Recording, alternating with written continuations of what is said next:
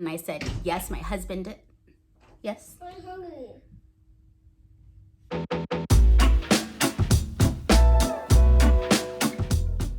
What's up? I'm Shanice and welcome to my YouTube channel. Today we are going to be reliving my rental horror story. And I will preface this by saying that this is not going to be a bashing session. Well, that's not the way I intend it to be, but we'll see how it ends. I will say that this was a hard pill to swallow, but it taught me how to stand up for myself. It taught me how to handle confrontation and knowing when to walk away. This was back in 2019, and right now we are living in a comfortable 3-bedroom house, ground level, with a backyard and a space to play and hang out. Let's go back. Okay, we had been living in our 3-bedroom apartment on the 3rd floor for about 4 years at that point. So I was pregnant, like very pregnant, my whole pregnancy, and I gained about 50 to 60 pounds. Also, I carried my 8-pound baby in a car seat up and down the 3rd floor every single day because I was taking my daughter to school every day. There was a lot of movement, okay? Like, we had lived on the 3rd floor for 4 years.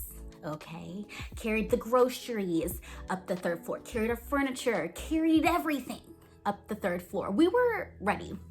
And while it was definitely a spacious 3-bedroom apartment, it was still an apartment on the 3rd floor. I have a spirited son, and I also have an active daughter. Like, at the end of the day, she's still a kid. And while she might be more on the chill side, she's still a kid. It was difficult to have parties or have people over just because our guests were not used to being on the 3rd floor. Our lease ended in May, but we started looking in about February or March. And what's difficult about the area that we live in, it's a high sought after area. So the rentals would go very quickly. Pretty much like as soon as they go up, they're gone. We had found a house that was in the neighborhood over from our apartment complex. So that meant our kids would still go to the same school. It was the same distance from my husband and my jobs.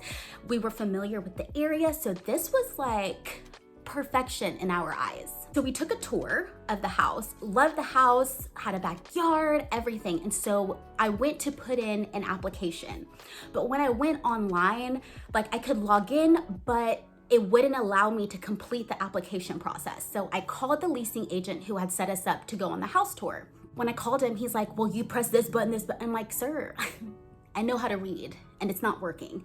He's like, okay, well, give me your login information and I'll see what I can do. And he goes on with my login information. I'm on the phone with him. And he's like, oh, I see what you mean. Well, it looks like you'll have to go to our office and pay in person. And I'm like, okay.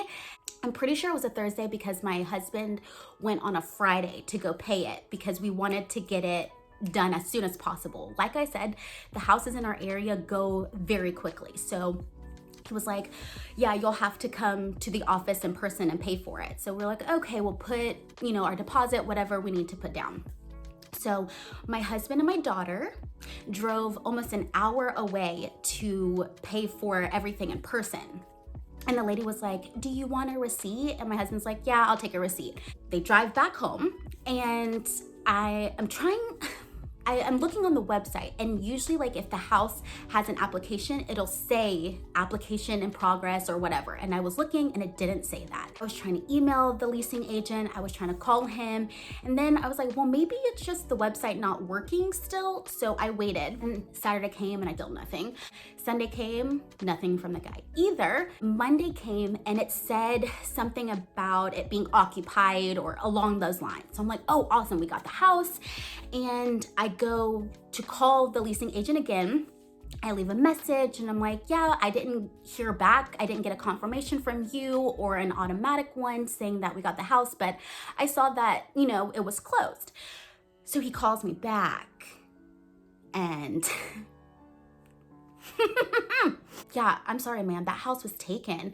There was like a deposit, an application fee, and they signed the lease. And I'm like, wait a second, all of this happened over the weekend? And he was like, yes, ma'am, it looks like that's what happened this weekend. I'm like, but that wasn't me. And Like, I had been talking to you about this. Like, how did this happen? He was like, well, it appears that maybe someone else, like another agent, had handled the situation. And I'm like, how? When I'm talking to you this whole time, was that not weird to you? He's like, ma'am, I am so sorry. So then he goes, well, did you take your payment to the office in person? And I said, yes. And he's like, well, I don't see any payment here. I don't have anything that it was received. He's like, do you have a receipt? I said, oh yeah, I have a receipt. He had me take a picture and email it to him. And he was like, oh, looks like the person at the front desk didn't process the payment and it went to someone else. And I was like, that's not my fault. Especially when I was talking to you about it the whole time. And I was like, you're the one who told me to take it. And like, I just didn't understand. So I'm like, but the fact that it went so quickly, like, I don't understand. And I was like, you need to figure out how to make this right. So he calls his supervisor and I'm talking to the supervisor and he's like, yeah, ma'am, it looks like we don't have any houses available in the area. Obviously, I know this because I've been searching for houses for months and months. And what's up? It's Editing Shanice. I need to throw this in here. The thing about it is that this was not the first time that we were looking for a house. This is actually either the second or third year that we were looking to rent a house instead of renting an apartment. And each year we did not have luck. Our apartment complex required us to give them a 60-day notice, and everywhere else in the area only required the tenants to give a 30-day notice. So we would never get a straight answer, or we were having just difficulty finding a place in the time that we needed it. So this is not the first time that we tried. So when I say months and months, I really do mean that we have really tried to find a house. That's why I was so excited and while we were so urgent to go ahead and make that payment. And he was like, yeah, I'm really sorry, but I do have a house in another area that I can get you for that price. The issue was the house was literally 30 minutes away from everything. 30 minutes away from my job, from my husband's job, from my kids' school, from my family. Like, we weren't even looking in this area at all. We were pressed for time because our lease was ending very soon. And so we go to look at the house, and the house is amazing. Like, it's definitely more than what it was supposed to be for us, but I just couldn't bring myself to do that. Way outside of the area that we were initially looking at. And I was just like, it doesn't matter if they're taking $300 off the rent. We don't want to live out here. And my husband's like, are you sure about this? I'm like, yeah, I don't want to live out here. Like, this was not an option for us. Why would it be now? Because they messed up. So I emailed the guy. Well, at that point I probably called him. And I was like, yeah, this is not gonna work. It's way too far out, like, we're not doing it. I wanna find a house in this area. There's a lot of back and forth, and my husband just wants to cut ties. He's like, we need to figure out something else.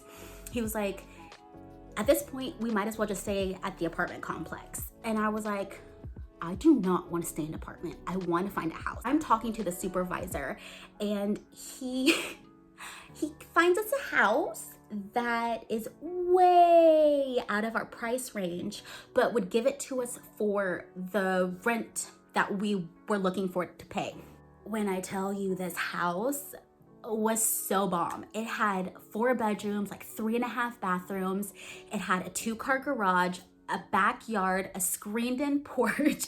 It had like an upstairs loft area. It had a downstairs like playroom situation. Like, there was just space upon space, and I was like, okay, and you're gonna give it to us for the rent that we were looking for the other house? Okay. So I tell my husband, and he's like, why are you still messing with these people? He said, we have gone through all of this and we haven't even moved in yet.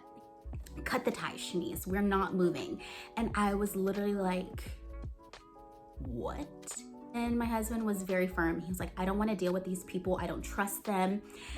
So I call the supervisor, and I'm like, yeah, my husband's just not with it. He doesn't trust you guys. And he's like, I am so sorry. Maybe I can talk to him. I was like, I don't think he wants to talk to you at all. I think we're just gonna have to walk away from this. When I tell you, As a person who appreciates home design, walking away from that house was very difficult, very difficult. But one, it was important for me to support my husband in that choice. And two, my husband had a point. Like, yeah, they screwed us over already. And this is before anything is even signed. And we probably would have gotten screwed over even more if my husband didn't get the receipt. They would not have believed that we went to the office and paid, and we would have been out a decent amount of money. So like I said, we had lived in our apartment complex for about 4 years. We were pretty much involved in any event that they threw, so the front office knew who we were. So I go to the front office and I'm like, hey, I gotta ask you for a favor. And she's like, yeah, no problem. You never come in for anything? Like, what's going on? Give her the whole rundown, and she's like, I am so sorry, let me see what I have available. She's like, I don't have any 3 bedrooms at all, like none available. She was like, well, let me call a friend and let me see if they have anything available. So she calls a couple of different apartment complexes that are similar to ours, and there's nothing available, obviously. Then she goes, let me see what we have available here. And then she's like, would you be interested in a renovated 2-bedroom? And I was like, I mean, I guess we can go see it. And she's like, it's on the 3rd floor again. It was just like, of course it is. Okay, I guess we'll go look at it. And we go in, and wildly enough, like, it's a very spacious 2-bedroom. The master was huge.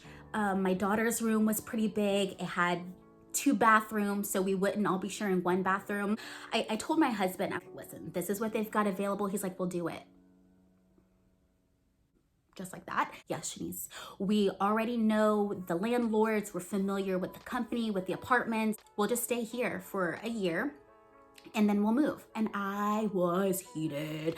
Did not want to live on the 3rd floor again. Definitely didn't want to share a room with my toddler. No, I was just like, this is not what I envisioned for my life. I will not lie, I was a little brat for about a month and a half because it was a lot for me. I definitely had the mindset of leaving the 3rd floor. I had the mindset of leaving the apartments, and I definitely did not want to backtrack and share a room with my kid. I didn't want to do it. And I got myself together and I realized that we're gonna be here for another year and I just need to make the best of it. And that's what we did. Like I said, luckily the master bedroom was big enough that we could have like half of the room for my son and the other half for us. It was just a lot, but we made it work. And after that lease ended, we ended up finding this house, and this house was available, and this is where we are today. I definitely learned to always get receipts, especially with big sums of money. Like, thank God that my husband had the sense to be like, yeah, hit me with that receipt. Also do background checks on third parties, because once we looked into the company, we saw that they had horrible Better Business Bureau reviews, and we're like, whew. Upon further investigation, there was also a lot of complaints about them losing people's rent money and saying that they didn't pay their rent. My husband was right. We definitely shouldn't have been doing business with them, and I'm glad that we didn't. So yes, now we are happy and thriving and living our best life on the ground with a garage. We don't have to walk through the rain. We can carry our groceries just a couple of feet. We're happy, very content. Our house is nothing like extravagant and wild, but it's definitely not the third floor anymore. It's definitely not me sharing my room with my son, and we have space so I can garden and do the things that I love and want to do.